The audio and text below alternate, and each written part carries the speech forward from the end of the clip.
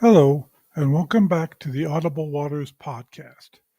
I am your host, Ralph Jesperson. Today's episode continues in a series I have started of the kinds of dreams I have had concerning some very difficult times coming on the world in the future, at least in my own opinion. Last week, I talked about an epic dream I had where I saw a city being destroyed by very strange tornadoes. It was a lucid dream. While in it, I thought that God was showing me an analogy of things yet to come. Here is the link to that if you are interested and have not watched it. In today's video, I go back to a series of 3 dreams I had some years ago where I saw flooding in the Phoenix metro area, where I grew up. Last year, I had 2 more dreams like that, which returned to the same theme after many years. Now, I do not think these necessarily are about what will happen to this particular city in the near future. I think I just keep seeing many dreams here because I grew up there and spent so many years of my life there. Had I spent my time somewhere else, that place would likely keep appearing in my dreams similarly. But on to those 3 old dreams that I originally wrote down and shared on August 6th of 2019, though they are all some years older than that. Here they are without modification over the last 6 years in a voice better than my own for you to read or listen to, or both. Chronologically, the first had me, my mother, and a friend in a car together as the setting. The other 2 I was alone. I was standing looking over the devastation of the aftermath in the second. I was in a car driving looking for higher ground in the third. In the first dream, I was in a car. My mother, who was much younger than she really was at the time, was driving the car. I had a friend who lives there who was sitting in the back. We were driving at night through a residential area of houses on a side street, and I was navigating telling Mom where to go. We made our way out of the residential area and came to a major road. I had my mom turn right as we were headed west. After about a block, I could see this massive flooding in front of me, and the water was obviously too deep to cross inside of a wash. I told my mother to slow down and turn around, which she did. We were now heading east, and about a block past this side street again I saw another wash running in front of us where the water was, again, far too deep to cross. I told my mother to stop and turn around again. We had nowhere to go except for where we already were, and we were stuck on higher ground and could not get to where we wanted to go. In the second dream, which I had on May 3, 2011, I was standing during the day looking over a stack of freeway ramps where 2 freeways meet. There is a stack like this between Scottsdale and Tempe, but the ones I saw were different than what is there. I was standing on the Scottsdale side of the Salt River, which for those who are not familiar with Arizona is an empty wash now almost all of the time. The whole river has been diverted and the cities use all of the water that once flowed through it. This river is diverted into a canal which is right next to where I lived when I was growing up. I was looking to the south at the Tempe side of the riverbed. There was a tall ramp stack that came off of the westbound lane and went over the river and emptied into the southbound lane of the other freeway. The sections of this ramp over the river had completely collapsed. There were people walking around looking at the wreckage. There was a ramp there that just ended now with a drop of about 100 feet into the riverbed. There was water running in the river, but it was within its banks and was dropping. There now existed no bridge or any other road over this river. I heard someone talking off in the distance about how many cubic feet per second of water had come down this river earlier. It was a massive number, far exceeding anything that white men had ever seen. In 1977 there was a flood on the Salt River that destroyed some bridges, and the waters peaked at about 100 cubic feet per second. But this number I heard was orders of magnitude larger than that real-life flood of my youth. After hearing this number I woke up. I started to contemplate the dream, and I wondered if the man who spoke this number was an angel giving me information. So I went about researching to see if this kind of number I heard was even theoretically possible. I looked up the storage capacities of the lakes that were built upstream on the Salt River and the Verde which flows into it. I did some calculations to see what kind of water would go downstream if any one of them was full and failed suddenly and catastrophically. The number I got from the smallest of these lakes was large enough to meet or exceed the number I heard in the dream. This made me wonder if one of those dams will eventually fail catastrophically. The dam would have to collapse in such a way where the entire lake was emptied out in just a few minutes. This seems like something unlikely, but not completely impossible.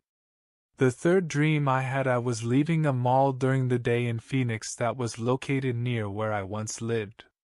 There is no mall at this actual location, for it was located around 24th Street and Osborne now, but there was one in the dream.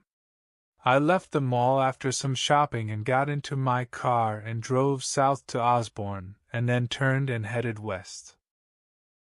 As I approached the first intersection, there was deep water there and it looked dangerous, so I did a U-turn and was now heading east on Osborne.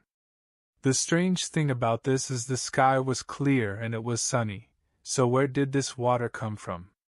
In the dream I could see the road stretch out ahead of me all of the way into Scottsdale, and beyond to the Indian reservation. This does not exist today in reality.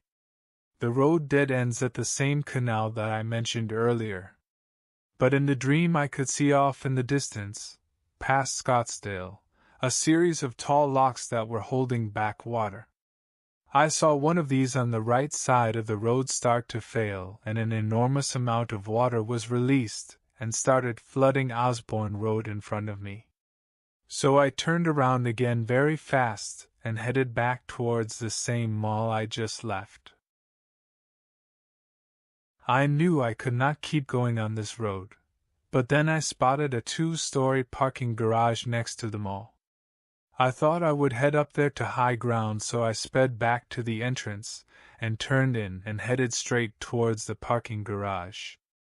I found the ramp heading up, but I had to slow way down on that ramp because there was a number of teenagers who were slowly walking up the ramp and in the way of traffic. They looked like they had no idea what was going on around them. They were only headed towards safety at the right time out of mere chance. I woke up as my car was slowly headed up this ramp as I had to wait for the teenagers to get out of the way.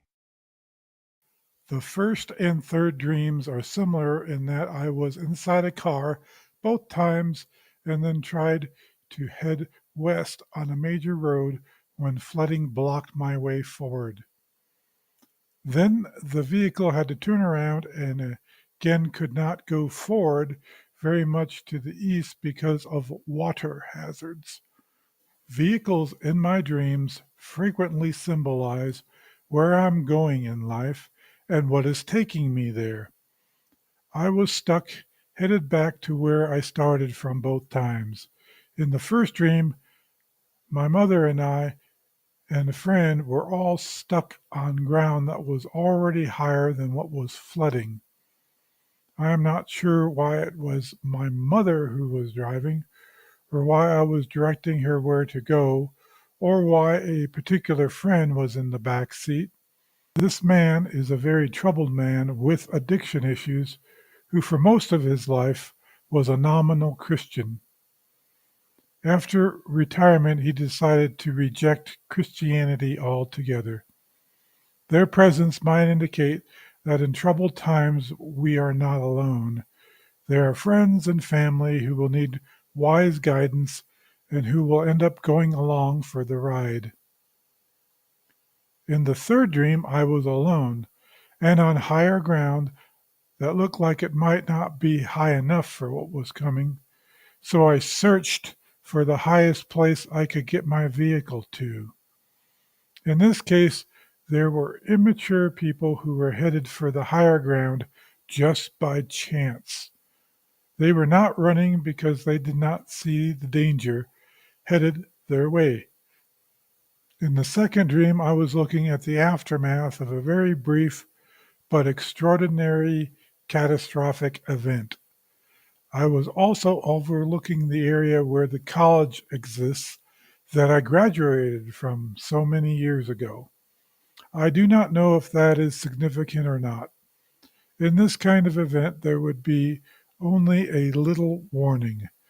It would take some time for that much water to reach the city limits from one of the dams. How much time would depend on which of the dams failed. I have only heard about possible problems with one of those dams.